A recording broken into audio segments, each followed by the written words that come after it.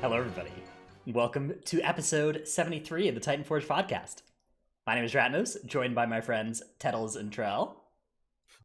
Howdy. Howdy. Yo, what's up? This week, we have a lot to do and not that much time to... Well, I guess not a lot to do, but we will soon have a lot to do. And it's the last moment where we don't have a lot to do. This is, of course, our last episode ever before Shadowlands comes out. This is our last BFA episode ever to ever happen. How does that make you feel, Tettles, that BFA is going away?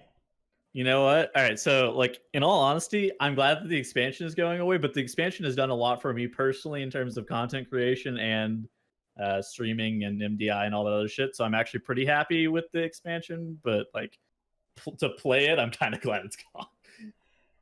Yeah, I was deleting all my weak auras yesterday, all of my BFA weak auras, and I just kept running into ones where I was like, oh, thank God it's over. I deleted my Severing Blade weak aura from King's Rest. I was deleting all kinds of stuff that I'm just like, get these abilities out of here. Never have to deal with that again. Thank you. How about you, Trell? Do you have any sentiments towards BFA going away? Oh man, I'm happy it's over. I had a lot of fun too, honestly, for most of BFA, I think. But man, I'm tired of those dungeons. I'm ready for new ones. Yeah. So this week we are going to discuss what to do during the first week of the expansion. But first we should cover a little bit of scheduling stuff. So of course the expansion is coming out in 2 days from when we're recording this, 1 day from when it's coming out on, the recorded platforms, YouTube and iTunes and those other places. I'm trying my best. Spotify, yeah, that one. So we are going to take next weekend off. Next weekend is Tettles is away, and Trell and I will probably just be jamming Shadowlands kind of 24/7. So we'll be taking that time off. We'll probably all be streaming individually, but no show next week. We'll be back on the week afterwards, so that's Saturday, December 5th, or Sunday, December 6th, that we'll be having our next show. That will be right before Heroic Week, and we might have a guest for that one, maybe. And then we'll be there again the week afterwards, so right before Mythic Week, we'll have another show. And then we are probably not going to be here for the 2 weeks after that. That'll be the 19th and the 26th. The 26th because it falls right in the middle of the holidays, and the 19th because that falls right in the middle of the Race to World First, probably. So those aren't guaranteed yet. We may end up making it to one of those weeks, but probably not both, and maybe not either. I mean, the show after that may end up having some Race to World First stuff going on. Yeah, we'll certainly cover Race to World First on our show as it develops. That's a big part of the plan for sure. Yeah. All right, so with the scheduling stuff out of the way, let's talk about what we're going to talk about this week. We've got our Shadowlands first week, and then we're also going to discuss the Ian Hazacostas interview that came out on Wowhead a couple days ago with a huge dump of information. Most of it just confirming what we already knew, but a couple of actually new revelations that will affect these first weeks.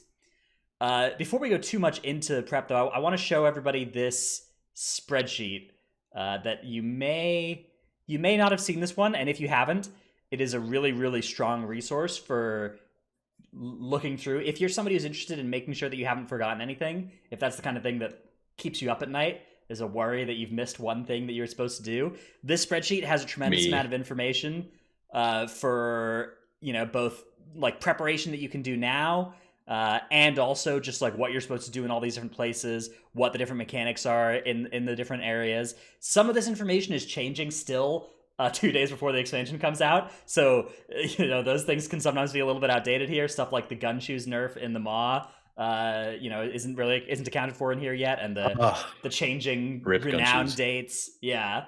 But for the most part, this spreadsheet is a really good place to go and just check through, read the whole thing. It takes like an hour to read through the whole thing. It's a big document, but there's a lot of good info in there. So that's a good resource, particularly if you learn by reading rather than by listening or doing.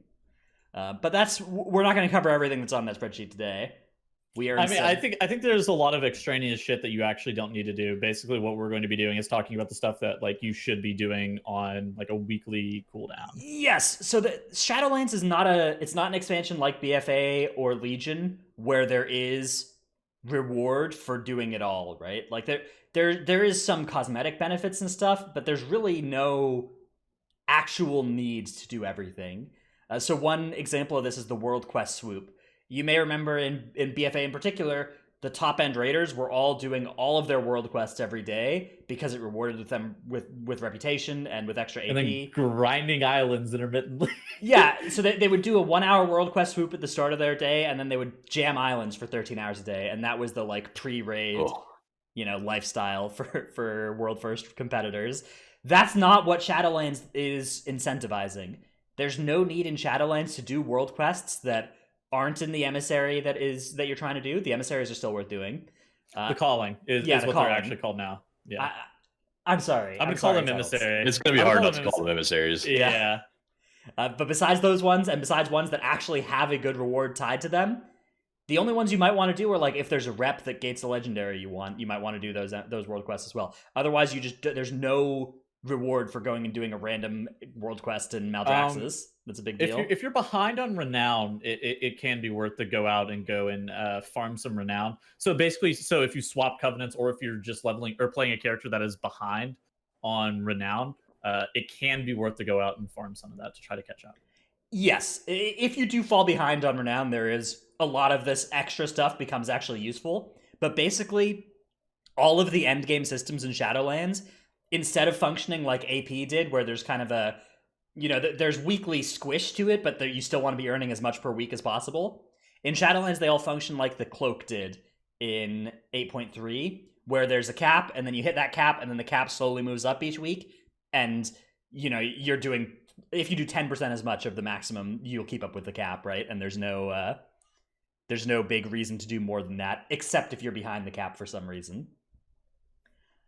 So with that aside, let's start by talking about the first thing that we'll be doing when Shadowlands comes out, and that's leveling, except for Tettles, who's going to be AFK for the first 5 days of the expansion. Yes. Everything is great. So for leveling, it's actually important that you do all the main storyline quests. So you can actually hit 60 quicker if you do if you do like a lot of side questing or have like quests booked up in advance, like we were talking about last week with Mira's, for example. But you really want to do the covenant specific, like zone specific quest line, because you have to complete all of those to even be able to have access to choosing a covenant. Yeah, so you need to finish a zone's quest line to go to the next zone. And then you need to finish that last zone quest line in order to pick your covenant, right? Otherwise, you're stuck grinding at level 59 in Revendreth or whatever, and that is not a nice place to be. So you do want to make sure that you're prioritizing the storyline progress. You can't skip all of the XP that's on the table, though, because you also need to hit XP thresholds to move to the next zones, too. So you got to keep a balance of the two. If you have War Mode on, it's not that hard to, that extra 10% bonus is nice, and you don't have to do very many bonus objectives or grinding or anything like that. If you have War Mode off, you probably want to cover most of those bonus objectives to keep up with the XP, for the next zone. If you choose to level a second character, you can go any zone order you want, though. Yeah, so once you have one character max level, you get to have your second character's level with the Threads of Fate option. To do this, you just do the Maw intro quests like usual, and then in Ouroboros you get the option. And this option is pretty nice. It means that you no longer have to do the whole storyline. You're no longer in this kind of rigid path, and you can instead, if you wanted to, like, say, level by dungeon spamming. Leveling through dungeon spamming has been something that people do in a lot of expansions. Doesn't work with your main this time because you need to do the storyline, right? But if you wanted to level with Battlegrounds or with dungeon spamming or by running around and gathering herbs or by doing world quests or whatever, you can do all of that on a second character. Those are all valid options by choosing that Threads of Fate option. So it's a good plan.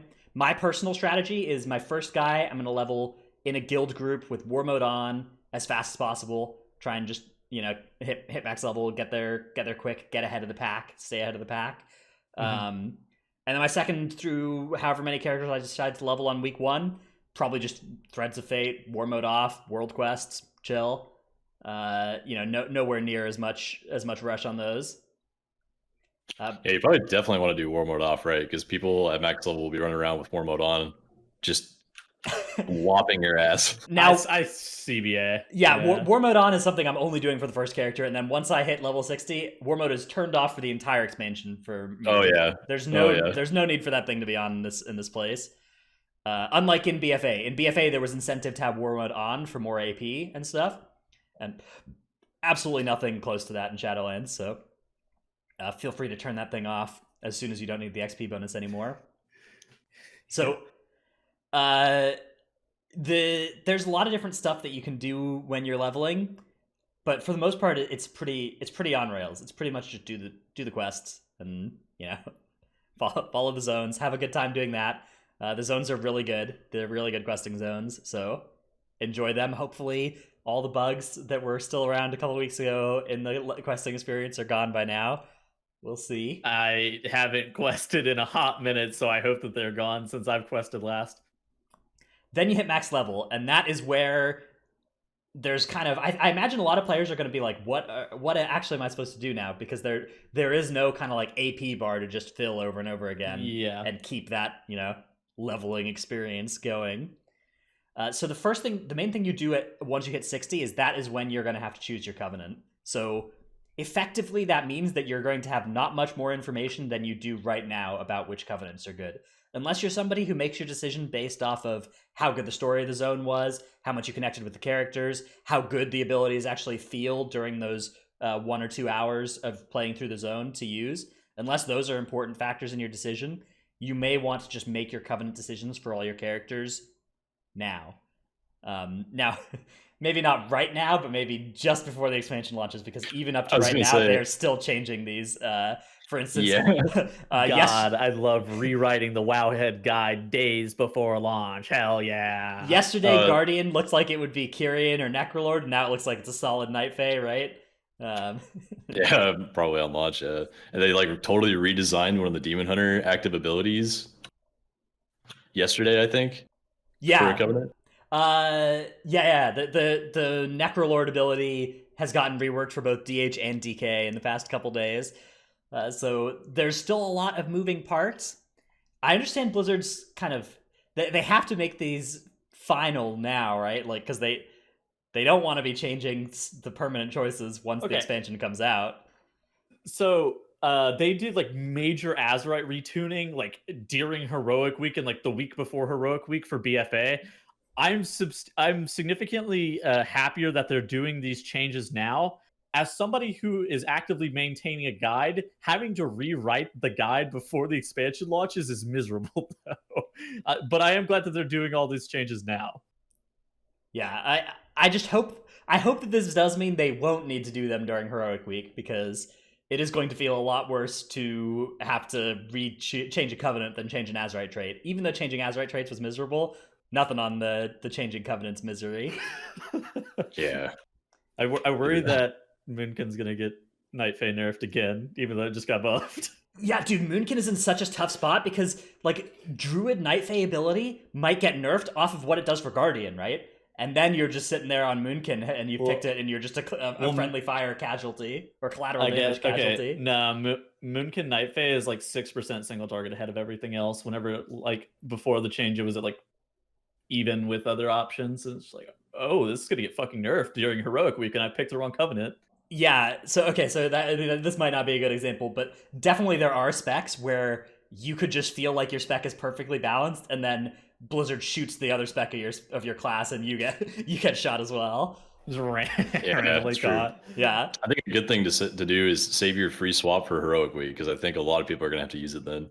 So you get 3 free swaps, 1 to each covenant that you haven't already been. Right. So the main thing is you can't swap back to a covenant you've already been without it being an annoying quest. That quest takes 2 weekly resets to do, so you do it now, and then you do it again on the weekly reset. But you get to keep the old renown levels that you had in the covenant you're rejoining. So at a certain point in the expansion, it's actually going to be faster to swap back to something that you leveled up than it is to have this fresh swap. Because a fresh swap, you're going to land back at renown level 1 and need to catch up. So... Yeah. You guys remember how earlier there was kind of speculation that characters in top-end raiding guilds would maybe make new characters to have a fresh swap? I actually don't think there's too much danger of that, because for the next raid tier, you'd have to then grind renown 40 on whatever you just Yeah, swapped to real that's a good quick. point. They won't But- do that. They'll just grind one of each.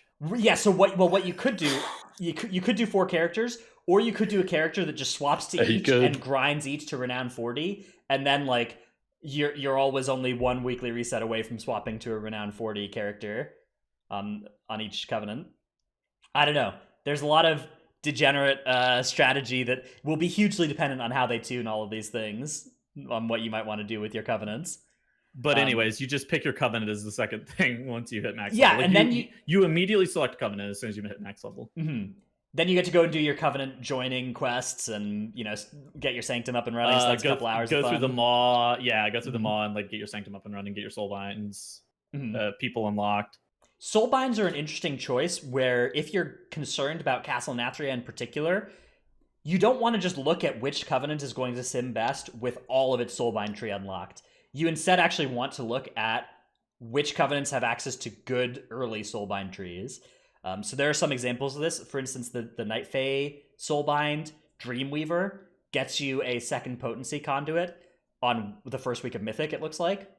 Whereas if you were playing Eventhier, you wouldn't get access to your second potency conduit until the 5th week of Mythic. So even if Eventhier was like slightly better for your spec, having access to a better Soulbind tree for those first 4 weeks of Mythic may be something that's relevant to you.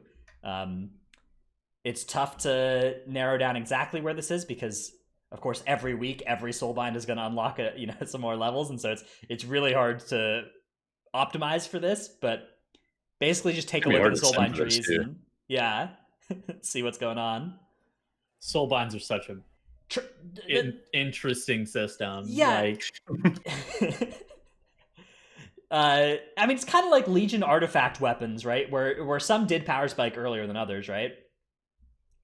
Yes. Okay, so like, for example, Dreamweaver gets their second potency conduit at Renown 13. Yeah.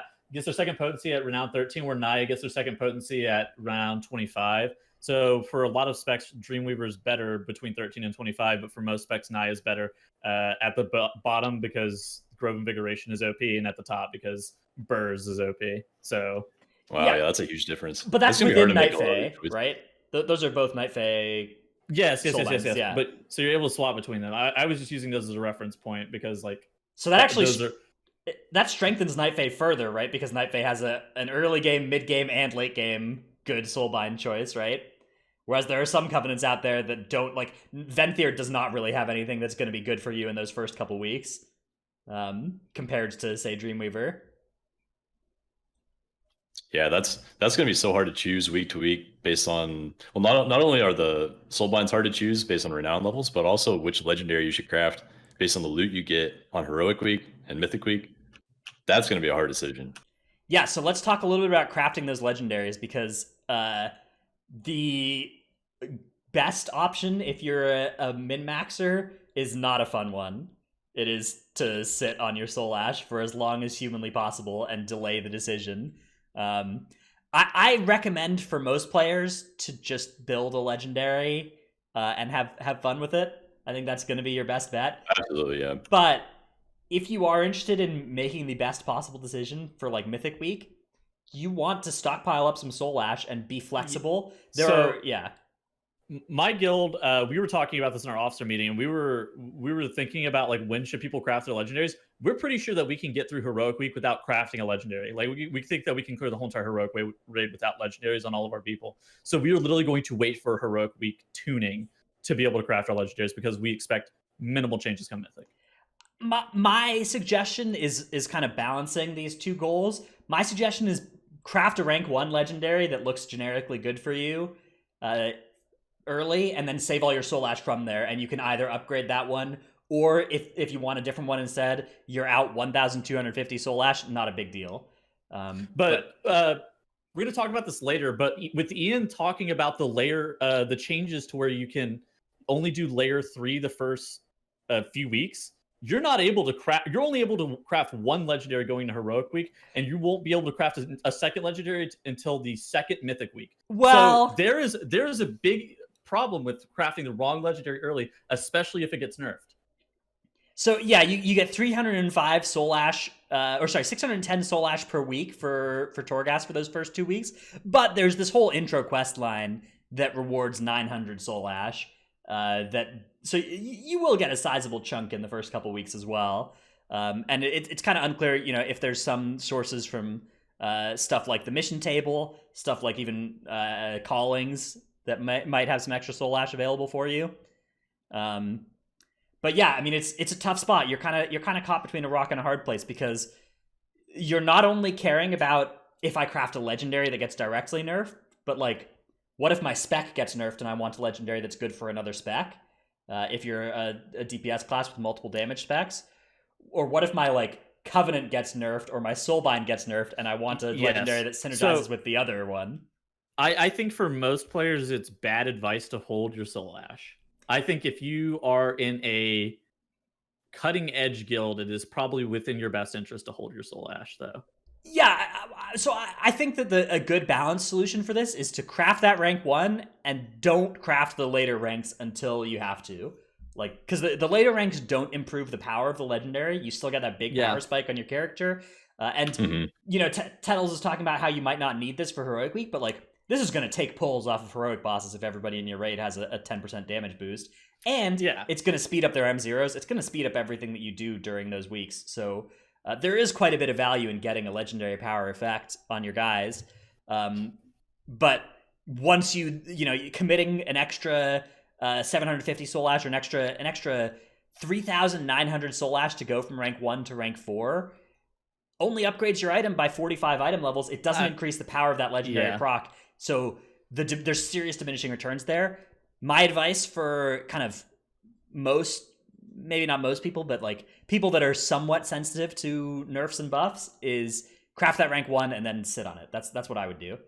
I mean, THD in chat says top guilds won't craft legendaries until like 7 out of 7 bosses into Mythic, which like that's really late. I don't know if I would never advise that, but I would do it when I hit the wall, right? When you hit Sludge Fist and you're wiping it, and as soon as you're thinking about like delaying a legendary build to like be potentially safe for a balance tuning pass next week, but instead you're going to spend an extra 30 wipes on Sludge Fist, I'm off it. I think that's got to be wrong. But I don't know. I mean, Limit's better making those decisions than I am. That's just what it looks like. Exactly. I mean, obviously they're going for world first, so their decisions are different, but that was just the point of like delaying it as long as possible. Definitely does have some merit, but like Dratna says, unless you're really pushing like super high end content, it doesn't really matter. You can get away with whatever legendary normally.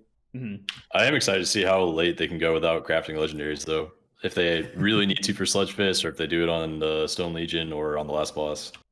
I bet they will craft it before the 7th boss of the. I think that seems reasonable. I don't. Yeah, I think so too. Again, at least the rank 1, right? Like, you don't need those extra item levels. You could craft multiple different rank 1s and get most of the benefit of them. Because it's just some item levels on potentially an off piece as well, like a not super high budgeted piece. Yeah, he says TLDR, you make pants, and then Mythic Pants drop, and you wasted a drop. Yeah, so that's true. It's not just about the effect. It's also about, like, the same good legendary effect could be on pants or bracers, and so you want to wait and see if you drop good pants or not from Mythic, which is pretty wild. Really troll. Yeah. Really troll. So, with that aside, let's talk about some more of the stuff you're going to do week 1. Mythic 0 dungeons are absolutely worth doing. They don't open up until the first weekly reset comes around for you. That's the same for Torghast as well, and the weekly Renown quests. All of those will begin on the first weekly reset, which is like 16 hours after the expansion comes out for NA, 36 hours for EU or something, 30 hours for EU. So when people say first weekly reset, more often than not, they mean like 10 hours after the expansion launches, like multiple hours after the expansion launches. They don't mean a week and a day after the expansion launches. Right. So I would call it week 1 of the expansion. We're going to have a couple hours of week 0, and then on week 1, you get all access to Mythic Zeros and Torghast and stuff. That's a good way of putting it. That's just to prevent there being an advantage for leveling in 5 hours as opposed to 10, or 5 hours as opposed to 15, or leveling on Monday as opposed to Tuesday. They don't want to give an advantage for that, and I think that makes a lot of sense. There are some things you can do if you do level on that very first day before the daily reset The main benefit is you could do an extra calling. But like we talked about, the calling rewards get capped as well. If you're super tryharding those, it doesn't help at all either. So I wouldn't worry about that either. What are the benefits of doing the M0s? Well, you get full Mythic Zero gear. That's for one. That's 184, right? 184. Yeah, I think it's the Or is high it- level. Is it lower than that? It might be lower than that even. I'm pretty sure it's 184. I think that's right. Okay. But like, That sounds right. one of my favorite things actually is right at the start of the expansion, you just go right into Mythic Zeros, like right after you hit max level with your guildies, and just slam your bodies against the bosses until they die and you get loot. Yeah, you're like item level 130, and you're just hitting these things with like a foam sword, and then the boss dies, and you get a serious power level boost for the next boss. Like 50 item levels on something. Yeah. Love that. That is actually really fun. I love the death running through the fucking, like, all the trash. Like, no trash is literally pulled. You're just death running boss to boss. Like, you try pulling one pack and you're like, okay, that took a minute and a half to kill 2 mobs. Let's just go to the boss. And just like everyone death skips to the boss. Yep. Yeah, 100%. Great time. So once you've done the M0 dungeons, which again, it's not the end of the world if you don't do these, but it's the best source of getting your item level up early. So I would recommend for anybody who cares about item level, M0 is the place to go. Torghast is something that doesn't reward gear. It just rewards Soul Ash, but its difficulty is reduced by you having better gear. So you should generally prioritize the Mythic Zeros first and the Torghast second. It also has legendary recipes gated behind it. Yes, so you need Torghast for legendaries either way, right? But yeah, okay, fair point. Yeah, the Soul Ash. Yeah, so Torghast, I would say I'm gonna save Torghast on most of my characters for like Sunday, Monday of week 1. You know, save that for the end of the week once my characters have as much gear as they're going to have. But you could do it earlier. Only the first 3 layers are going to be active, and this is what Tettles was talking about, was that Ian confirmed. We initially thought that there would be 6 layers of Torghast to quest through here at the start, but they... What are you smiling about, Tettles? Nothing. You gotta keep talking, bro. All right. Keep talking. Somebody posted some shit comment in chat. I stop. All right. There's 3 first layers of Torghast that you can get through, and they're pretty easy. They're pretty quick, and you're just gonna blast through those and get yourself some Soul Ash early. That's the main thing to make sure you do on your characters, not just week 1, but every week, is make sure you do your Torghasts for your Soul Ash. I'm closing chat. I can't handle it. Yeah, same. All right. Yeah. And then once Torghast is done, you just have the Maw. The Maw is also a daily type thing, because the more you quest in the Maw, the more your Eye of the Jailer bar fills up. Once that maxes out, you basically got to leave the Maw. There's a little bit of ways you can cheese it, where you can maybe keep grinding a little bit, but like, we're talking serious amounts of effort here. We're talking about like 5 minutes of hearthing and then flying back to get an extra 1 minute of going and killing 1 mob and then hearthing again. Yeah. Eye of the Jailer is effectively like corruption, and it's like basically just a corruption effect that is stacking up. And the purpose of it is to eventually kick you out of the Maw, because they don't want you sitting there forever. Yeah, generally, which is good. I like that. Generally, you are able to survive all of them up to the full bar, and then once the bar is full, you're out of there. There are weekly things to do in the Maw as well, but there are a lot of like daily events, daily little things you can do, and each of those will increase your Eye of the Jailer meter, but they will also reward you with Reputation with Venari, who is a guy in the Maw that he sells sockets once you get enough rep, and what you use to buy the sockets is Stygia. Now, generally, you're going to want to prioritize that rep over the Stygia early on. Most things reward both, but some will reward more of one than the other. And you'll usually want to maximize for the rep early on so that you can get to the amount of rep to buy the sockets. And then you'll start maximizing for Stygia. But if your goal is to get the earliest socket in World of Warcraft, Reputation is the path to that.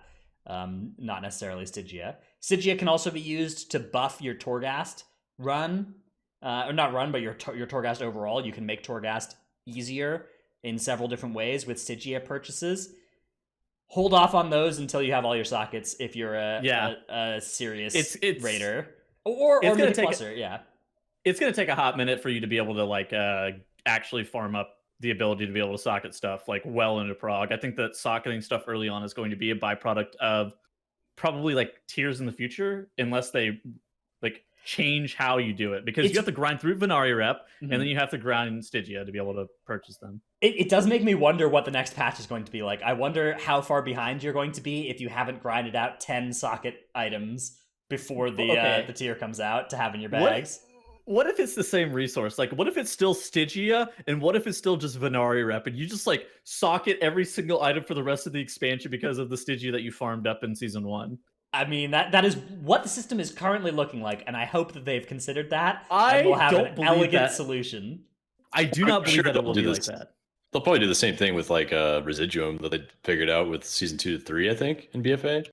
Where they scaled it up super far, so if you had like a little bit amount of Residuum, it just didn't matter. And you make the old item only work on items below a certain eye level or something. There's something that I totally forgot about. You can only socket 5 items. Yes, so unlike in BFA and before, there are a lot of slots that just cannot hold a socket in Shadowlands. In Shadowlands, it's only like rings, that's right. belt, bracers or something. There's like 5 slots for 6 total items that can have a socket in them, because 2 necklace rings. Too, but I don't know what else it is. Yeah, the difference between a fully socketed gamer and a not fully socketed gamer is smaller than it used to be, and you don't have 13 slots to grind like you did at the end of 8.3 if you wanted to manually socket all your gear, which is a welcome change. Love that. Agreed. Either way, the sockets discussion is mostly going to be saved for later. The main thing is just don't spend your Stygia on Torghast upgrades if you are a competitive raider, until you're done with progression, or if you're a competitive Mythic Pluser until you have all your sockets. Is probably the advice I would give. Again, it's a free country. You can do what you want. If you would like to make Torghast, if there's a Torghast upgrade that you want to purchase, go for it. Dratnus, it is my constitutional right to spend Stygia in a poor manner, and I will not allow you to tell me what is the best. It is my constitutional right to do this. So once you've exercised your freedoms that way, you're all set. Your character's all done. Now, if you've been paying attention, we've been talking for a little while, but it's only like, I don't know, 15 hours of stuff to do on your first character on the first week. Yeah, maybe a little bit less, maybe a little bit more if you're smelling the roses along the way. M0 is pretty long compared to the rest of the stuff, but like leveling is going to be the largest chunk. Leveling is probably going to take you like 7 to 10 hours or so. Then M0s are probably like 4 hours total. Then the rest of that stuff is probably like another, I don't know. Yeah, that's a good thing to say. Like if you're new to World of Warcraft and this kind of grind, the M0s do take quite a while just because of the travel time getting between them.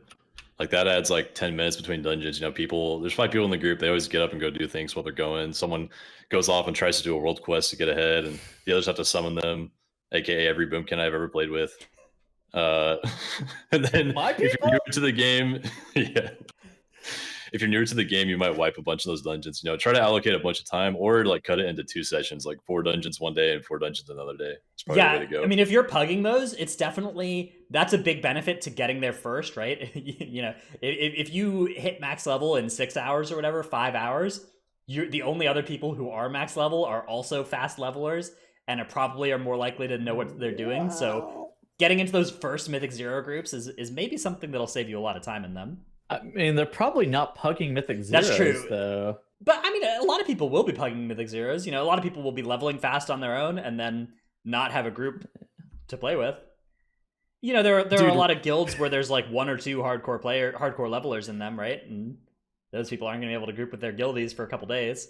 Fair point. I mean, yeah. But why would you do Mythic Zeros? Because of weekly lockout. Yeah, there's no rush to do them, but people will feel rushed to do them. You know what you do? I like doing them right off the bat. Yeah. I love queuing heroic dungeons. That's my favorite. That is actually not a bad use of time. Fun. It's not a bad use of time either at max level. Like, heroic dungeon gear will be replaced by mythic dungeon gear, but it's a good way to make mythic dungeons easier. Spamming a bunch of heroic dungeons will raise your item level, which will make it easier to get invited to or have smooth runs in M0s, or at least you can make your own group and set a high item level, and that all is ways to make this a little bit less painful, because there will be some groups that will spend 5 hours in in M0 the other side or whatever, and they will be wiped into that last boss for 4 hours in a row on week 1. So That is not it. you may wish to avoid that situation for yourself, or that may be something that is part of the week 1 experience that you'll look back on fondly. I can't tell you how it'll be for you. It's like people who talk about some. Oh God, what are like some like the notoriously bad dungeons? Are like, oh yes, I remember doing Alcatraz or whatever. Yeah, Alcatraz. Toldegor. Toldegor, but like Toldegor did like jail you in the fucking dungeon. Is the difference? Yes, it certainly did jail you in the dungeon. You didn't have a rogue. You were actually jailed in that dungeon. Not during Mythic 0 week. You wouldn't get hard walled in there.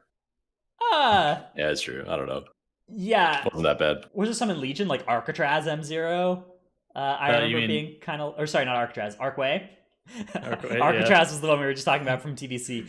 Do you remember the Oculus from Wrath? Oof. Is that the one in the air? Yeah. Yes. Oh, God.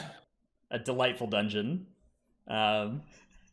So yeah, that may be one of those. They looked back on fondly. So maybe getting trapped into 5 hours the other side is the best for the experience and for the culture. Yeah. All right, let's get on to our tip of the week segment, and then we will do the Ian interview. My tip of the week is that there are some movement speed gems that you may wish to purchase. They are called Straddling Viridium and Straddling Sage Agate for 3% and 5% movement speed, respectively. Buying these for, it cost me something like 400 gold to get both of these on my server when I bought them yesterday. Prices may vary depending on server and time, of course. I bought these and put them on all my characters so that I can move a little bit faster during the leveling time. So that's my tip of the week. This is, if this kind of thing sounded good to you, read through that whole spreadsheet, by the way, because there's a lot of stuff like that you can use. Small chance they get removed and not available before this and when our podcast goes live, though. Yes, Blizzard has been detecting fun that could speed up your character's leveling. So, Rip Gunshoes. Gunshoes got deleted from the mod. Yeah, movement speed gems. I feel like they're low key enough that they might be able to sneak through. Did XP gems slip through, or did those get nerfed? I know that whenever I was leveling through on beta, XP gems worked, but I don't know anymore. I believe they do not, but I don't think they do. No. I cannot prove it. Yeah.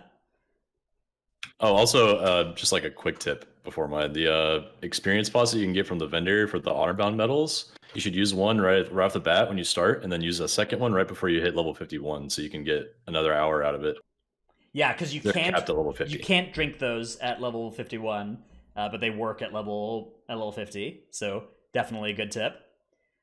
My actual tip, something that we already talked about, is that's the third soulbind choice in your tree. If you're looking at Abyss soulbind, it won't even be available until week 7 of the expansion, I think, and that's in February. So if you're looking to play that as your Abyss for raid or something, I'd probably just pick something else to begin with, and you can free swap to that covenant later, or just swap to that soulbind of the same covenant if you want to do like the first or second soulbind instead, right off the bat. Yeah, to me, the biggest important soulbind for this is the Necrolord Bonesmith Hyrmir. This thing looks sweet. But is of course gated behind week 7 of the expansion, so pretty long wait. That's a pretty good one for a lot of tanks, and I see a lot of Discord discussions going on about, oh, I'm just going to go Bonesmith Aramir, but it's like, no, you should probably just pick something else for a long time. That serrated Spalder's trait does like 10% of my overall in keys sometimes, and I think that's probably going to get nerfed eventually, but maybe not until February when people start playing it. Yeah. Tettles, what is your clip of the week? All right, so we don't have a clip of the week this week. Wow. I could not find anything, but I have a tip of the week instead. So my tip of the week is, if you still have any Titan Residuum, go and spend it on the lowest item level pieces that you can from the Residuum vendor, and buy the lowest item level Azurite and convert it into gold. Yeah, so you want the lowest item level Azurite as possible. If you have higher eye level Azurite, it's efficient to scrap it and then buy lower level Azurite with the Residuum that scraps out of them. This is very stupid to do. It's very stupid. Unless a couple thousand gold will change your life, this is not. This is something like a 20-minute investment to make 5,000 gold or something. So, I think Let's be real. the exchange rate is something like 4,000 or 5,000 gold per 10,000 residuum you do this with. It's a lot of clicks, and it is very stupid. Coming from the guy who gave you a tip of the week about positional Hearthstone setting, this is a stupid tip of the week, he says. All right, man. I'm just saying. On the other hand, I have seen reports of people getting like 100,000 gold from turning in all their residuum, so They it must could be have had really worth it for some people. so much residuum. Dratnos, apparently you are the 1%, and the rich get richer, so to say. So instead of being so elitist about gold, Dratnos, why don't you just appreciate some people trying to scrap together their Azurite for a change? I'm just saying, if you haven't been doing your mission table gold quest for the past 5 months, that would have been a more efficient way to be making gold than this. So you're being inconsistent if you're doing this, but not the other one. Fair point. All right, let's move on to our main topic. So we have a big interview with Ian Hazakostas that this was, I think part of this was an exclusive Wowhead interview, and then there was also some group interviews of some kind that are all folded together into this big Wowhead page here that has all their answers. Most of the answers that are in this document are basically confirming what I would have been 90% sure about before. But for instance, the first question was about do you guys remember the M+ keystone bug where we started BFA with like 19 keys? Yes. Yeah. Yeah. He's basically confirming that that's not going to happen in Shadowlands. So that's a nice thing to hear. You know, I actually did a bunch of like 24 to 25 keys in my guildies the week before, and like the day after I did that, I talked to Squishy and he was like, ooh. Ooh, yikes. Well, I mean, if you asked them before BFA, I'm sure he would have said the same thing, right? I think he would have been like, oh, let me go check the code. And then obviously you'd expect the keystones to reset, right? But the only reason why we even did that is because last expansion it did happen where people ended up with a plus 20 Atalazar on the first week of Mythic Plus, you know, out of their cache because of that. Yeah, fun fact, that is why keystone deletion existed for season 1 as well. That's right. Keystones weren't deletable, and then people had these plus 20 keys that they would literally instance cap if they tried to down level to below level 10. And so Blizzard instead allowed you to delete your keystone and get a new one. And that opened Pandora's box when we were like, hang on, we don't have to go, when our group has 4 King's Rest keys, we don't have to go to King's Rest. This is a blessing. But then it was taken away. Oh, please, we beg, add a Discover Keystone system and add to your weekly chest or something. Well, the good news is there's no King's Rest in the Shadowlands, so that is... Have you ever been to Necrotic Wake, sir? Not yet. Oh, I was going to say the other side. The other side has significantly improved recently. Necrotic Wake is now the most cursed key. We'll see. We'll see how... You know, there's always going to be a most annoying key, but I think that King's Rest was substantially more annoying than the worst key of an expansion needed to be. I raise you a no voice Spires of Ascension. Okay. No voice keys, I'm not going to touch. I'm not going to touch no voice keys. Not defending those. Man. Yeah, that one is probably closest to King's Res. There's so many secluded platforms of like limited difficult pulls. And fucking 3 melee kick rotation mobs. Yeah. All right, what other questions in this interview would you guys like to highlight? I think we can start with the class and covenant balance stuff. I think we just start going down. All right, so the next question was, how do you plan to handle the balancing of covenants and legendaries after launch when players have already invested resources into those decisions? And basically the answer here is, they say the answer is conservatively, and then a bunch of stuff that's like, we might if we have to. So I feel like the thing that would make us feel kind of secure here is if there was an announcement of a protection against nerf. Either a time that the nerfs would happen by, promise, or a thing that was like, hey, if we nerf your legendary, you can scrap it and get your soul ash back, right?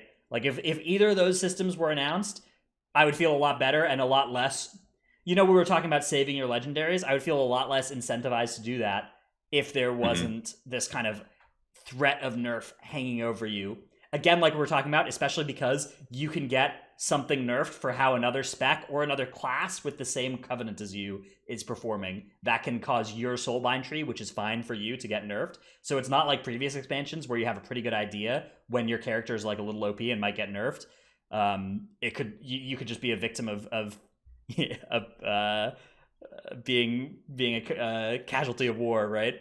So The most recent example of that is the Fire Mage Night Fae ability getting nerfed because it was making fire so good, but it affected Frost in a way like it made it worse for Frost where they don't even cast it. I hear. And Arcane got deleted from orbit with that change as well. Arcane was Necrolord anyways. Yeah, or at least the Night Fae Arcane player would have gotten completely deleted from that. Yes. Yeah. So if you're in one of those spots where you're like, hey, I'm not going to get nerfed. I'm already playing the second best Covenant for my spec anyways. I'm just out here having a good time picking flowers. You might just wake up one day to just bang, a huge hammer hitting you. Yeah, I think if they announced a cutoff date for like there will not be any more changes for the next 3 months, that would at least make people feel more secure. I think there's a 0% chance they're going to do that. Yeah, me too. But that would be great. I have dealt with Blizzard Entertainment for far too long to be optimistic as well. The next question that they asked was about balancing being more drastic between patches, and they basically said yes here, which makes sense. It does mean there's a good chance that you're going to need to use your swaps between patches, perhaps. If there's something that's good, there's a good chance it will be nerfed, or if there's something that's really bad, it might be buffed to be better than what you're doing for the next patch. But again, it's a less big deal. It mostly just means that you're probably going to end up exhausting your free swaps at some point during this expansion if you care about playing the best thing, right? If you just care about playing something that looks nice to you and you're only going to swap if there's a big disparity, you might be able to escape this whole expansion without swapping. It's definitely possible. It just depends on how sensitive you are to that. Then they were asked the question about nerfs of scrolls and drums. And this was an interesting one. Actually, this was really interesting. Okay, do you want to maybe read out the relevant parts and then give your take on it? So basically he started talking about it underscores the class utility and the class diversity in groups. He was stating that scrolls and drums basically over homogenize group compositions, and what was the most relevant part? Oh, cool. Okay, so he says, oh, cool, we have a priest with us today. That means that we're all going to have an extra bit of health. Some of these things that are otherwise borderline one-shots in this high key, we have a bit of extra cushion against. Same for the other buffs that are available, and that's something that's been a part of WoW for a long time, and we like to return to is class identity. I think that, personally, they are too in the middle, where they need classes to be either homogenized to the point where everything is like okay, where you have access to scrolls, you have access to like oils for Demon Hunter buff, you have access to drums for Bloodlust alternative, you have access to engineering battle res for battle res alternative, or every class needs something else. Like shamans should be the only class that brings Bloodlust, not hunters and mages. Mages should be the only class that brings AI. Druids should be the only class that brings battle res, like that kind of stuff. It needs to be like completely separate or completely together, but not this weird in-between state that we're sitting at right now, where it's like, it feels like some stuff like priest buff and warrior buff and demon hunter buff, like all these buffs that you can't get from external sources, yet for some reason you can get, albeit a shitty version of it, like drums or engineering battle res. Yeah, I'm kind of torn here about this as well, because I like the idea of classes bringing useful and cool stuff. My problem is just that there's a pretty big disparity between how useful, like the suite of rogue abilities, bringing Shroud, comparing to like what a shaman brings to a Mythic Plus group, where you're just like, well, imagine if you don't have a Bloodlust alternative, right? Like, period. So yeah, exactly. Like what you could do to balance that is make sure each class brings something invaluable, like really valuable, that isn't replaceable. But right now, you're right. We're kind of in this middle place where some classes bring some irreplaceable stuff, some classes bring some pretty good but just numbers stuff, and then some classes are kind of bringing nothing, and that is Paladin. Paladin brings fucking goose egg. Paladin brings Paladin's a tough kit to make because they have so much utility, especially functional in PvP, right? Like stuff like Bop and all of those effects are really valuable in a lot of settings where you're counting how much utility people have. But the group buff dynamic, the like route changing possibilities or dungeon enabling possibilities that they bring, absolutely could use some more love there. Well, I mean, they're not bringing something that's like I would say that this Oh, other utility is like they do bring the auras. That's they true. bring Diva Aura. auras, but they don't bring mandatory raid slot stuff. Yeah, Diva Aura is. I think Diva Aura is I think pretty one damn Diva good. is going to be good. Yeah. Okay, that's From the Red Pally too now, or the Holy Pally. And so yeah, you don't have AM, so I mean it's like not as great on Holy Paladin. I guess the auras are. that's Okay. still 2% less damage on every player. And 20 players, that's a lot less damage. Well, I mean it's assuming that you're all in melee. But yeah, okay, fair point. I do agree with Tuttles though. Like if you compare to Lust classes, say Shaman and Mage, think about all the things that a Mage brings to a key right now over a Shaman. Like it brings AI, it brings just as good of a Bloodlust, it brings high burst damage compared to Shaman. I think right now as Fire at least. Like if you just compared all those things and just cut out their damage alone, like Mage just brings twice as much. Oh, and Mage food for the healer, which increases mana regen a little bit faster than normal food. There's just like all kinds of things. A shitty cheat death alternative. They have an immunity where Shaman literally has Ankh.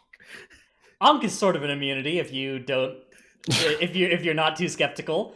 So, I guess. Poor Shamans. yeah, I agree. It's tough though because we're looking at these things based on who brings what to a dungeon, and it's very lopsided between say an elemental shaman and a fire mage, right? It's very lopsided which of those is bringing good stuff. But they're not just designing for M+ in a vacuum, right? They have all of these other forms of the game where stuff like the shamans, I guess Purge isn't a good example because mages also have spell steal, but there is some shaman utility that mages don't have. Cat totem versus not, yeah. Yeah, which doesn't mean much for M+, compared to like Dragon's Breath and stuff, but it is still it's those other parts of the game that it means there's so many different variables for them to balance, and basically the problem for M+ is that M+ is the last one they look at. They balance the raid, they balance maybe the PvP if it's an expansion where they feel like doing that, and then they might balance the M+ if they have some interns lying around. I think that it's absolutely at the point where it's too much in the middle of not homogenized enough yet too unique to where it's like realistic. Because like if everything was like super unique, it is like this whole entire like you never like a bag of tricks, you never really know what you're gonna get kind of thing, where it's like each class does bring something that's incredibly valuable. Then it's like, all right, this kind of feels cool, but now we're at like an in-between where it's like, I guess I have battle res, but that DK also has battle res, and so does that Warlock. Oh, you know what? Shamans do have a purge that does not give themselves a buff like mages do, but can be better than mages in some cases, like the other side, where if you spell steal the thing off the Deathwalker spirits, then you die. Yeah, that's like the King's Rest minions, right? Where spell steal not a good answer to those. Yeah, also a reason why I think other side is the new King's Rest, because they have the exact same mechanics there. All right, the next question was about revolving door type class balancing, which basically means they considered making it so that a spec that was bad one expansion is good the next expansion, and their basic answer is that that's not something that they consider, and that just some specs have some fundamentals that are likely to be strong. And I agree with this. The actual way that balancing works is it's kind of a reverse revolving door. If a spec has been good for 2 expansions, it is more likely to be good the next one than a spec that has been bad for 2 expansions. I have something for you. Okay. I open this up. I just posted in Twitch chat because I know that that's where you can grab shit from.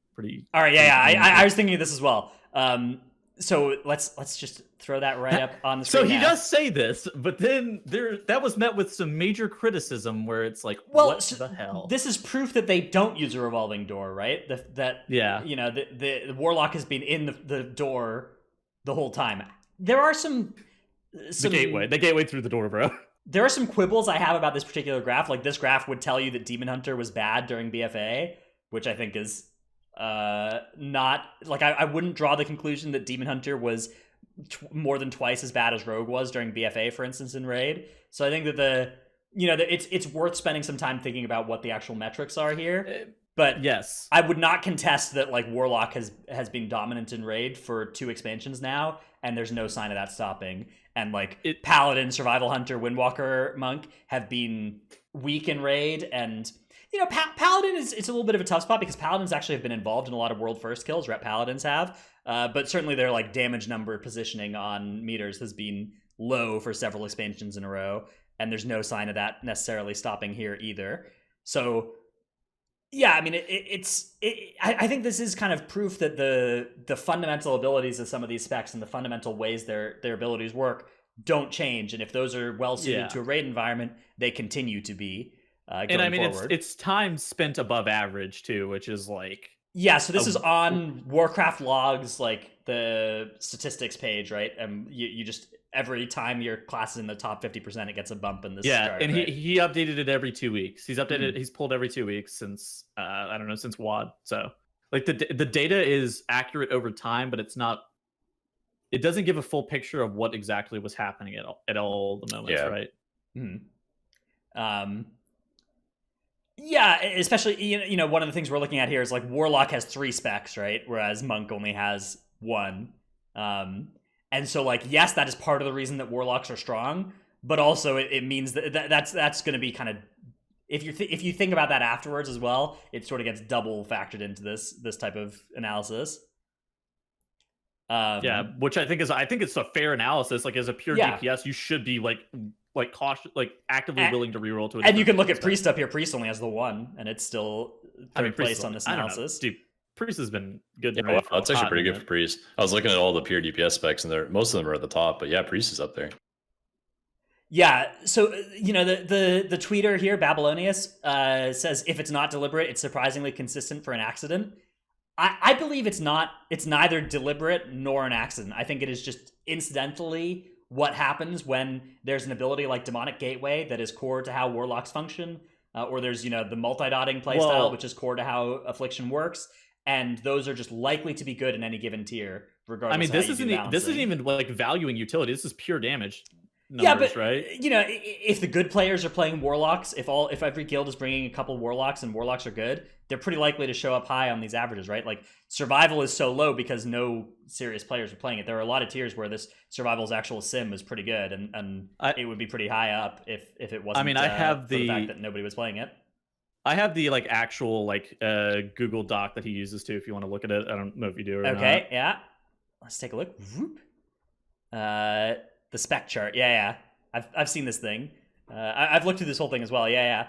But it is sensitive to what the metagame is as well. Like it is relevant what happens on. Like it's not just a question of is the spec like if a spec is simming 2% better, it may look 10% better on logs because the good players have all chosen to play it, and good players do more damage than bad players. Yes, relative to that in particular, like also relative to that in particular of like Windwalker monks or survival hunters or whoever feral druids have all fucking rerolled to either demon hunter or rogue over the tiers. Yeah, sure. I'm sure relatively it's going to look like that sometimes, but like he's using 75th percentile average for Mythic Raid, which I mean I don't know. You should get enough parses over time, right? It's a lot easier to be a 75th percentile of an unplayed spec, though, than it is to be a 75th percentile Fire Mage in Nyalotha, for instance. Yeah, sure. Okay, absolutely. There's a lot of pressure on the good specs where 75th percentile is actually a pretty good showing. Whereas if you're kind of a one trick that's actually good at one of the other specs, you will be hitting those 99 percentiles fairly easily. Okay, so would you have felt better if you used 99? No, I'm not trying to say there was a better way to use the data. I'm just saying that we have to understand the limitations of the data. I think this is a very good analysis, but it is not. You can't just get you have to look analytically at the data as well. Absolutely. I don't think he would disagree. I don't think he would disagree with that.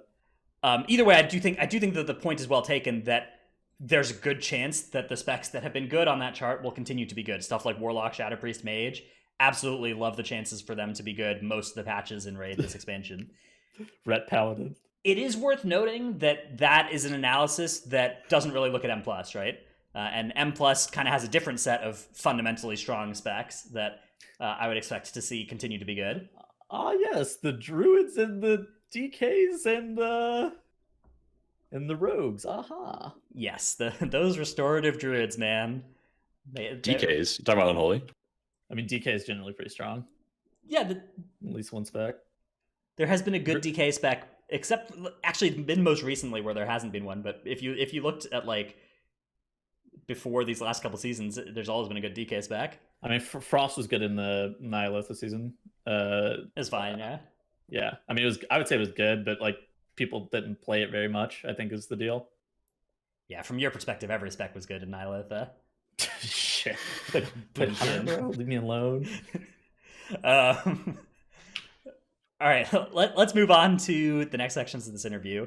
And then there's specs like Sprees that are innately bad. I guess also to tackle onto that, there's specs like Shadow. High ramp up time is a drawback for M+ for sure. That being said, Shadow actually looks like it might be Yeah, Shadow's pretty nice this coming patch. Because they have like searing changed quite a bit, right? Yeah.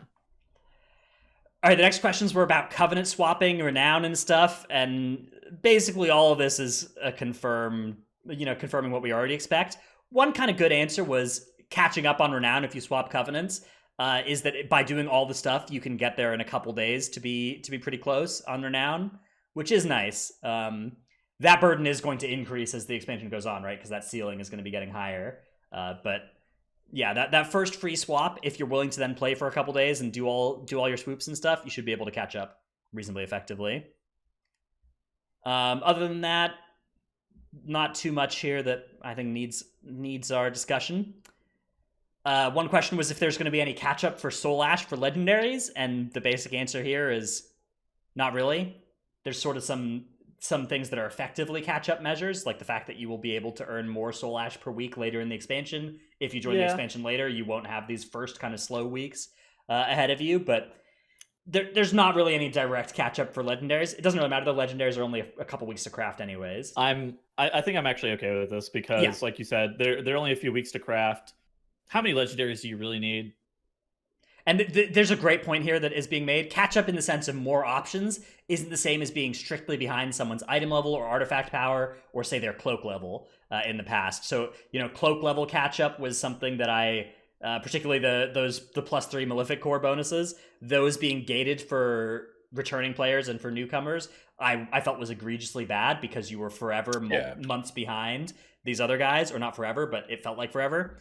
With legendaries, you build your best legendary and you're 99% caught up within a couple weeks. Yeah, and then, you just have to upgrade it, and sure, there's some legendaries that are situationally better than others, and you can swap them in and out intermittently, but I think the odds of you using more than 3 or 4 legendaries seems pretty low to me, unless you were playing all specializations. And if you want to do that, that is the kind of situation where I'm fine with an alt being behind. I'm fine with alts not having the third best fire legendary, compared to the main fire mage. Yeah, I'm okay with that too. Yeah, I think that his answer is fine. I think that the catch up mechanic for Soul Ash does not need to exist personally. One question that did cause some worry here and might be worth us expanding on a little bit is, are legendary patterns 100% drop chance when you read the requirements? And the answer is not always. Sometimes. And one scary thing actually is the world boss legendaries. If you have a good world boss legendary, there's a chance you won't have it until a couple weeks into Mythic, because there are 4 world bosses and they're only 1 per week. So you may be waiting 4 weeks from when world bosses start spawning to get your legendary pattern if you want one from world boss. Do we know in particular how the specific wings of Torghast and those legendary patterns work? Or is it just layer based?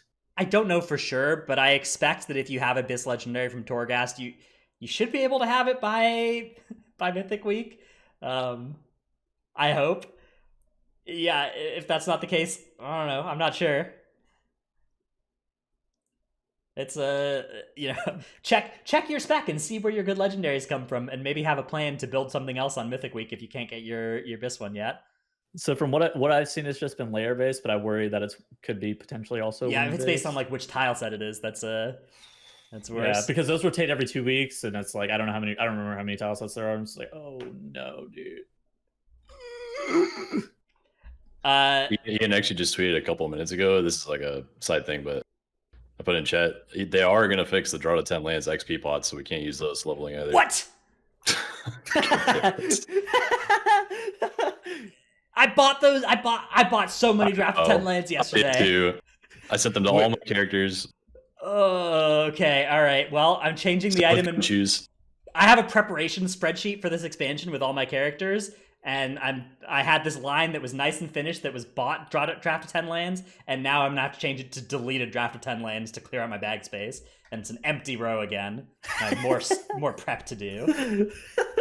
They were watching. Wait. Done these fixes like 2 weeks ago. We should Like it doesn't have to be. We should drink those on our characters now and then log out, and hopefully we still get 55 minutes God, of the you're buff. right. Yeah. Alert! Everybody log in and drink your potions. Actually, you know what? There have been times where drinking a draft of 10 lands the wrong way has gotten you banned before. Maybe this is not. Never mind, let's not do that. Abort. So the MDI caster desk this season is having an awful lack of Dratnos, it seems like. I wonder what happened to him. Rumors have that he's still banned from that draft of 10 land incident. Imagine if there was just a second wave of draft of 10 lands bans, man. Oh, God. Titanforge podcast gets community banned for draft of 10 lands exploit. Dude, imagine if the last ever Titanforge to happen was our ban getting Titanforged up to like 2 years. Pointing, wow, I'm gonna get a fucking normie job, man. Fuck it. All right, next questions were about conduits. Basically, the answer here was okay. So some conduits drop from some different sources, and some drop from stuff that is item level capped. And if you want to get a higher rank one, you're gonna want to use the Venari ability to add random conduits. And that can get you. That can be a way to upgrade your low item level conduits from cap sources. But if you have a BIS conduit from a source that has low capped item level, it's from some Torghast drop or some world boss or something, and it's lower than your max item level, then you might be behind for a couple weeks compared to somebody who can get a Mythic Nathria conduit drop. But it is effectively just item level, so you're able to upscale that eventually. Yeah. They're how it was initially presented with like conduit levels. I think that Ian actually did a pretty good job of clearing up exactly how it is. It's not like conduit levels. It's item level. Yeah. Yeah. And I think that makes sense. Also, conduits don't drop from the Great Vault, so that's nice. At least we're not going to be in that spot. Oh, thank God. Like Azerite, where if you had a BIS Azerite M+ piece in season 1 of BFA, you were just praying every time the box opened, because that was the only way to get a high item level version of it. So nice to hear that's not happening. Seems like they're learning a lot from like some of the early mishaps from BFA and Legion. The next question was about the Great Vault. Can you get loot from bosses you haven't killed yet? This answer is a little bit unclear. It's not 100% sure what he means by it, but basically, you need to kill those last 2 bosses on Mythic before you can start getting their loot in the Great Vault on Mythic. You didn't understand this? I thought he was fairly clear. Well, he says for things like end bosses or higher tier stuff, you can't get loot from the Great Vault if you've never killed that boss. But does higher tier stuff here refer to any Mythic boss, or does it just mean the 2 bosses at the end of the Mythic raid, right? What does that mean? Because that would have a different implication either way there, and I don't think it is 100% clear which situation we're in here. My reading of this is that the most likely answer is that you can get any Mythic item from any boss except those last 2 until you've killed them in your Great Vault. But it might be that you have to have killed each boss to get it in the Great Vault pool on Mythic, in which case that would create some weird incentives where you would want to not kill bosses that didn't have the loot you wanted, and you'd be like, "Please hit me for this boss. I don't want to pollute my Great Vault." So even if that's not the case for most bosses, that could still be the case, by the way, for Stone Legion, where you don't put somebody in who doesn't have any good items from Stone Legion. But it's hard to imagine because they're high item level. I think whenever he says higher bosses, he's referring directly to item level. I thought that's how I read it, but I do understand what you're saying, where it's like, okay, how do you even determine that? It does make sense that this system makes a lot of sense. It's nice that you're not just going to have somebody randomly getting a Sire Denathrius Mythic piece because they killed 1 Mythic boss. So I like this solution. Or a warrior getting Gedeku week 1 with BIS corruption on it. All right, the next question. Darnos' Paladin. Yeah, my Paladin, which Tettle's deleted that item. That max eye level, socketed Twilight Dev 3 Gatiku week 1. That was a good delete. That was pretty nice. The next question is, how many pieces of loot are going to drop from a Mythic boss? And the answer is 3 here. And if this is not something that actually I saw as surprising answer, but on the comments to my most recent YouTube videos, this has been the most common Blizzard flame has been, we're only getting 3 items per boss, the expansion is terrible. It's the price to pay for the removal of Titanforging, though. Yeah, that's the thing. I think that this is I think it's totally reasonable that it's 3. I think that it's going to be rough to gear up alts like later on into patches because you're only getting 3 pieces of loot per boss. But I do think that this like relative loot value is going to probably stay in line. It's just going to be harder to gear alts, I think. Yeah, so not only is it less items, but also you don't have the bonus rolls. So it's far less items in that context. Yeah. But if you're thinking about the number of actually good items that you can get, it's 3 now. It used to be like 0.5 or whatever, you know, the chances of getting a good Titanforge or a good corruption. And now it's 3. Yeah. So to me, it looks like a huge buff in terms of the number of good items that you're going to get from each raid boss. Average drop chance was 5 items per boss. On Mythic, yeah. So, that was the old amount. I'm fine with this. Yeah, to me, this seems like, I mean, you know, if we consider the old days, people were talking about how you need to grind more M+ now because you can't get as many items from Mythic. But like in BFA and Legion, you could grind M+ forever and still have upgrades from Titanforging. In Shadowlands, once you have a better item from normal, heroic, or mythic grade, heroic or mythic for high item level, for like Mythic plus 14 or higher or whatever, but once you have a heroic item, you are never going to get a better piece from Mythic plus. There's no longer that you know, Titanforging hook there to incentivize you to do that grind. Yeah, and absolutely, and of course this does scale with flex rating size. Like 10 people are going to have probably 2 pieces, and 30 people are probably going to have 5 or whatever, right? Yeah, we don't know what the heroic numbers are. This is just for Mythic, which is a fixed raid size. Yeah, exactly. I mean, this is it's reasonable to assume it would be something like that ratio. But they might give more loot out in the lower difficulties as well. That's the kind of thing that would also make sense. Hopefully the Great Vault changes end up helping out with this problem, because I'm pretty worried about my alts after progression. Like I want to gear up my tanks for Mythic Plus after I finish on my Rogue. And if I don't get good items out of the Great Vault, it's going to take a long time to get like fully geared for Mythic Plus. That's my concern, because you're getting less loot in raid, so it's going to take longer to gear up your main raiders, like to fully, or to at least a playable, to close to a maximum level, versus like you could also easily get scrap loot too, because like you get that's the thing.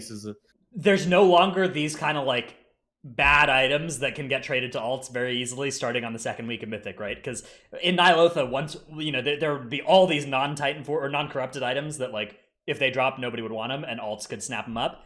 That will be harder, but I don't know. I don't think that the population of people gearing alts from Mythic Raid is that big, and I don't think it's that much of a problem if that gets a little harder. Yeah, that's a fair point. I don't think it will be that big of a deal, but I guess I'm tentative to see how it's going to be for the first tier. That was my initial reaction, is that it's getting slightly harder for alts, but I think that 3 makes sense whenever you put it in context of like loot is loot, and like basically you're only going to be wearing gear from either the Great Vault or from Mythic Raid. Any plans to bring back Master Loot? No. Obviously no.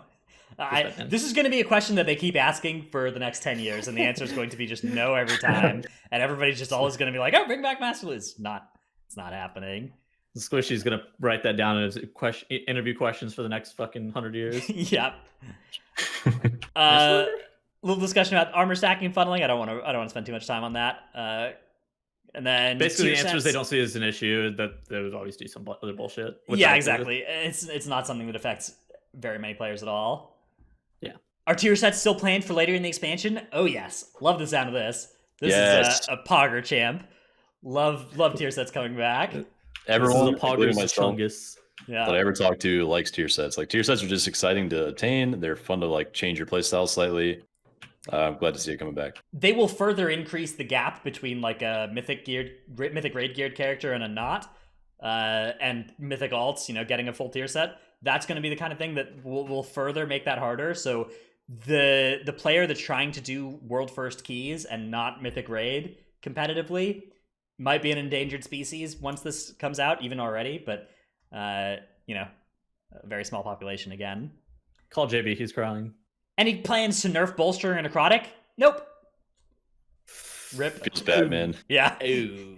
Hate to see it. You know, the funniest part of that response was, "Oh, we've addressed creating these dungeons and like removed the necrotic from mobs. Not a single mob has been touched on necrotic except for the pride mob, which is good. Like the pride should not apply necrotic because you can at least kind of pull into something else on necrotic. But not a single small mob has been changed Ever. So. Like even droplets and fucking like Shrine of the Storm gave you necrotic stacks and stuff. Yeah, and those are the worst ones because like 2 seconds into the pull, if you have like a million droplets, you have like 60 stacks and you have to run. Yeah. Like, you've been able to do 2 GCDs before you have to get out of the pack.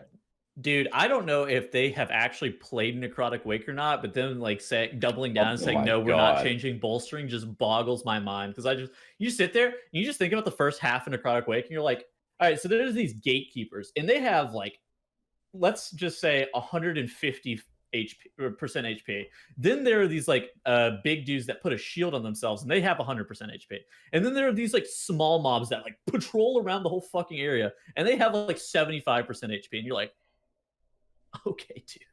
Yeah, well, to the credit, the blightbacks don't bolster, but the soldiers you're talking about do. Yeah, the patrol. Yeah. The blightbacks don't, but the patrol does, which is like, what the fuck? Yeah.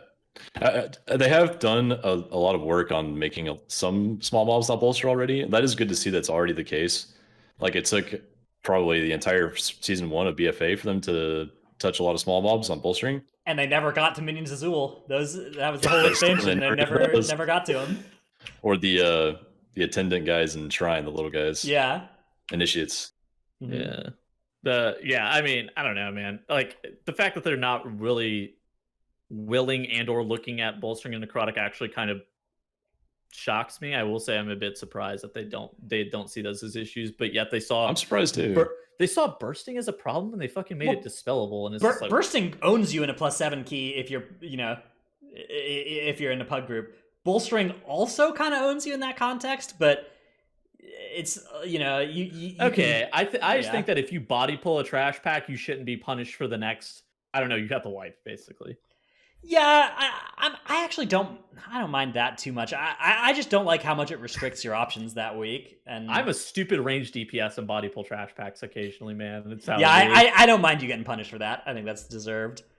I mean, I deserve to die for it. For sure. Don't worry. There's a week that includes both of these awful affixes in one week and Tyrannical on week 12 of the rotation. So yeah, when we get there, maybe some of the developers will do Necrotic Wake on Necrotic and bolstering, and every time their tank goes into a pack, he instantly dies, or he has to kite, and then all the mobs hit the nearest player and kill the group anyway. Yeah, so I have an SSD. So it's been a couple of years since I've seen a loading screen in World of Warcraft, but back when I used to play on a regular hard drive, there was this loading screen tip that was like, it's great that you're spending time in Azeroth, but remember to spend some time outside Azeroth as well. My understanding is that's the purpose of bolstering and necrotic being on the same week. Is that that's a week that's telling us it's time to go play some something Cyberpunk. else. Yeah. It's time to play Among Us, bro. Among Us, yeah. All right, let's move on to, let's see. There's still half this interview to go through. Yes. Is there any specific question? I don't want to go too much longer on our show this week because we're already 90 minutes in. Are there any? It's a lot about the Maw. Yeah. All right. Anything you want to highlight for this Maw answer? We could talk about the lore. Will we see Nathanos return? So I don't think that there's nothing really to talk about the Maw. Basically, he's just saying that go do whatever things upstage. He's just talking about like the corruption. I don't remember what it's actually called. Whatever it's actually called, Eye of the Jailer. He's basically just talking about Eye of the Jailer. That it really matter. The lore doesn't matter. I thought the average day in Shadowlands was interesting, but I think I don't know. Show's getting long, so they're good. Yeah, I mean, that's basically what we're talking about at the start of the show. You do your Renown quests, your Covenant campaign chapters, your Torghast runs, and then, whatever you want. There is some incentive to do some PvP, by the way, for anybody who's looking at what to maximize on their main in these first couple weeks. Grinding some PvP is not a bad idea. There's some good rewards behind Honor. You can upgrade some PvP items to levels that might let you then trade in certain slots as well, which it could be potentially useful too, depending on what you're up to.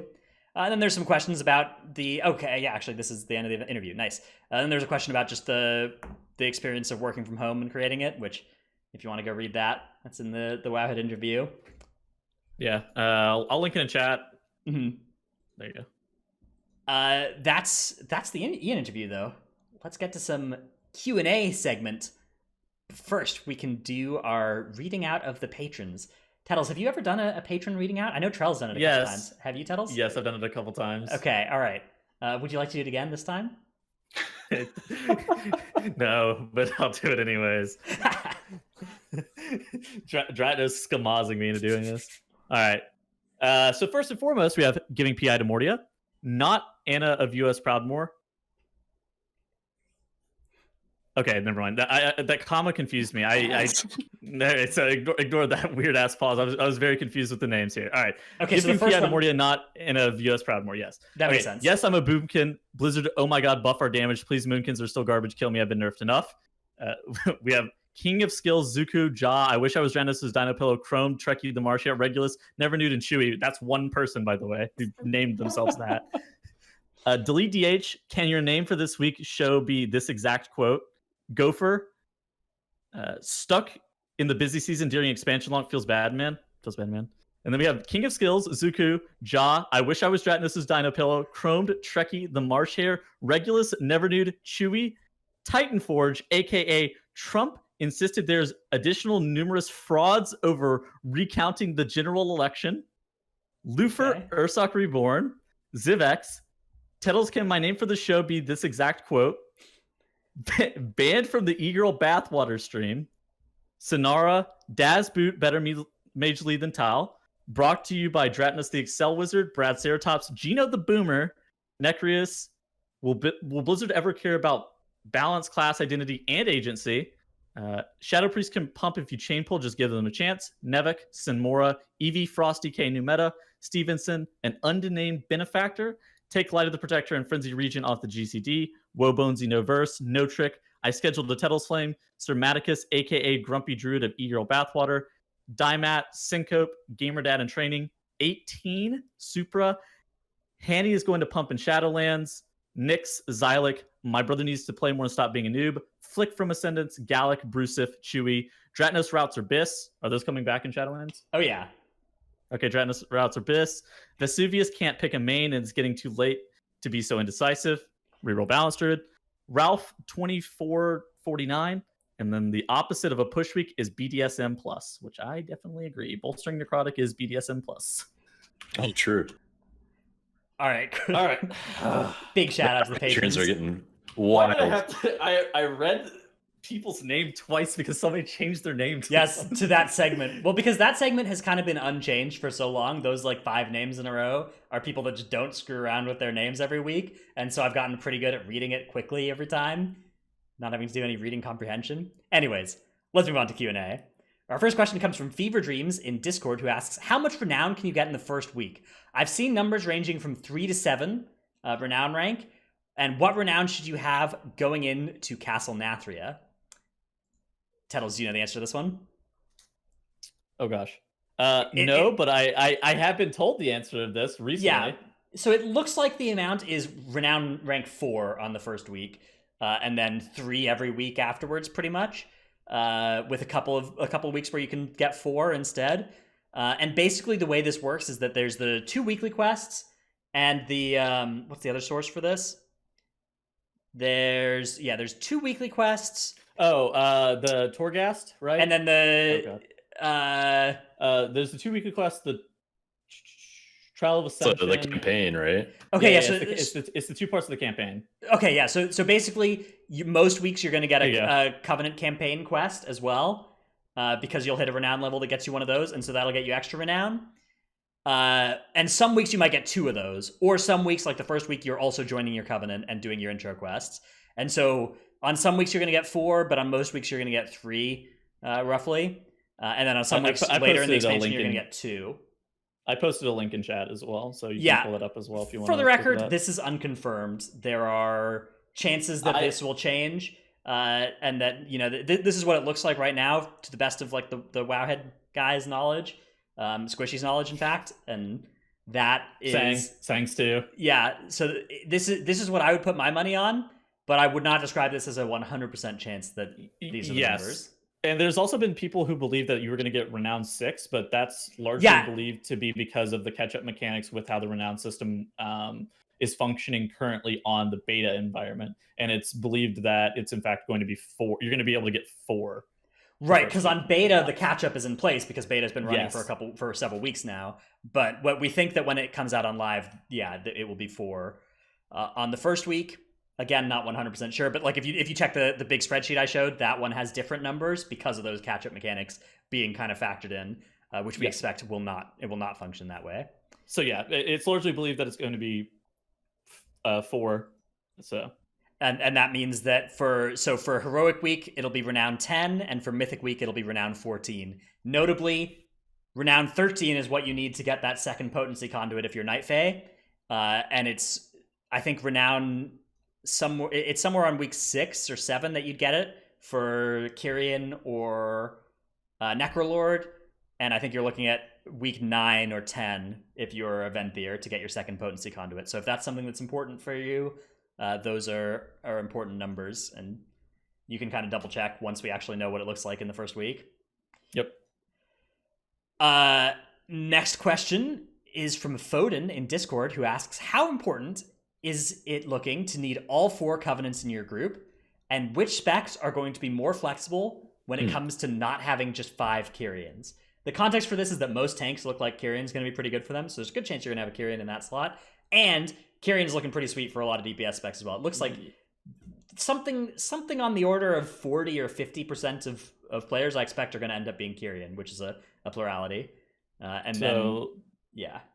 What are some of the meta specs that are looking to be more flexible? I think that Frost Mage looks to be probably the most flexible spec in the game, where you can basically play whatever the hell you want. They don't have any good covenants, so it's all There's no good answer, so there's no bad answer. Well, I think first we need to see what the meta specs will actually end up being after all the tuning and after people get fully geared, because we really don't know based on like the beta stuff. Everyone was at 200 to 210 item level at different points in times, and everyone's going to be like 220, 223 plus, eventually. Guardian also seems to be fairly flexible from like a tanking role perspective. You're able to play either Fae, Kyrian, Night Fae, or Necrolord for tank survivability, and then like if you really want to go ham with damage, Venthyr is pretty potent, but you can make your healer go whatever as well. For it's likely that there are, with the exception of a couple healers, there are a lot that you can just force them to do. Restless Shaman can play both Venthyr and Kyrian, from my understanding. Or wait, maybe they're Venthyr Necrolord. So I think they're Necrolord. Let's answer the question of how important is it to have all 4 covenants in your group, because I think that's a pretty operative one. I was going to say, I don't think it's actually super important, especially right off the bat. You don't need all 4 covenants in your groups to do 15s. It can help a little bit for the dungeons that you want the buffs in, but all the buffs from the covenants themselves have been balanced in a way that I think at cutting edge levels of keys, it'll only matter within like 1 level range above at the highest level, you'll have the covenant bonus, and then like -1 level, maybe you didn't have the covenant bonus with a geared group. I expect that you will have the appropriate covenant bonus up to like if you're trying to get even within like 2 or 3 levels of the top key. I think that there are some dungeons where like, man, not having a loyal Stoneborn, that one is it's not necessarily that you can't a bit though. It's not necessarily that you can't do the key at the top level, but like, no group that's that good is going to choose to go into that dungeon without it, I don't think. Mr. Scythe as well is like, dude, like you can't fucking die. Like, it's not even that it's that big of a time save. It's you just absolutely have 0 recovery for any pull or like running back. Like you have just 0 recovery tools for. So say a DPS gets clipped on the last bridge, like coming into the last boss, they have to start back at the very fucking beginning of the instance. You're like. And that Spear and Spires of Ascension. Now, to be fair, the Spires of Ascension, like the Kyrian bonuses are the least valuable because we expect there will be Kyrians in most groups with the current balancing. Like that, I don't think it will be hard to find a Kyrian, which it's kind of weird because it means the Kyrian is less valuable for getting into groups because there will already be one in there. It's a weird spot. Yeah, I don't know how accurate this is going to be like a week from now, but where I'm standing right now, I'm looking at my covenants and it's looking like 3 to 5 of my tanks are going to be Kyrians, and they're like 0 to 1 for each of the other covenants. So it's definitely a strong covenant to start off with, especially for tanks that don't care about potency conduits as much. There's a little bit less incentive to rush Fae for the early Dreamweaver second covenant or second potency conduit. All right, do we have any more questions? Anything from chat that we want to pull out here? I didn't see anything in particular. All right, then that is the end of our show. We will not be back next week. Next week, there will be no Titanforge podcast, and then we will be back the week afterwards. Remember to tune into all of our streams. We'll all be streaming stuff during Shadowlands at the start, except for Tettles, who, remember to send him some happy wishes while he is alone with just his phone and not playing Shadowlands. We will be back in 2 weeks with another one. Later, everybody. Later.